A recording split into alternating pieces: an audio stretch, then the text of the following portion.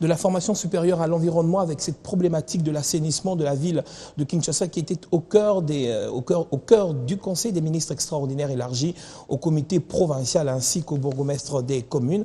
Le gouverneur André Kimbuta annonce la mise en place très prochaine de la politique d'assainissement de proximité avec notamment des mécanismes des sanctions. Le compte rendu avec Thérèse Olenga, porte-parole du gouvernement provincial.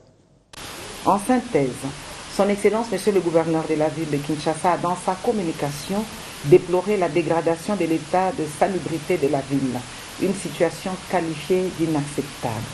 À ce sujet, il a noté que les responsabilités sont partagées à tous les niveaux, alors que les textes réglementaires existants peuvent permettre aux différents acteurs de mettre en place une politique de proximité efficace. Dans le même registre, l'autorité urbaine a également insisté sur le fait qu'au-delà du travail administratif exigé des bourgmestres, une attention particulière et soutenue doit être réservée à l'assainissement et à la protection de l'environnement de notre ville capitale, siège des institutions.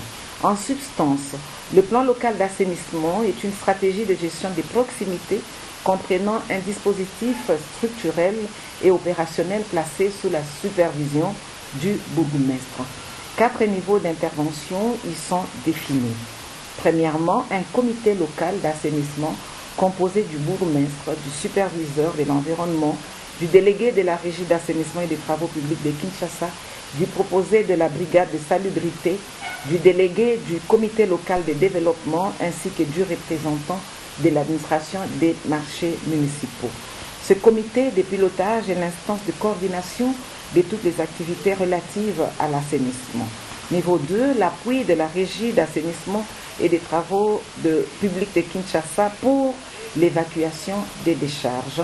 Niveau 3, la gestion des déchets des marchés dont le fonctionnement et la canalisation doivent être maîtrisés. Enfin, la sanction dont l'initiative revient à 3 instances, à savoir la commune, la police et la brigade verte.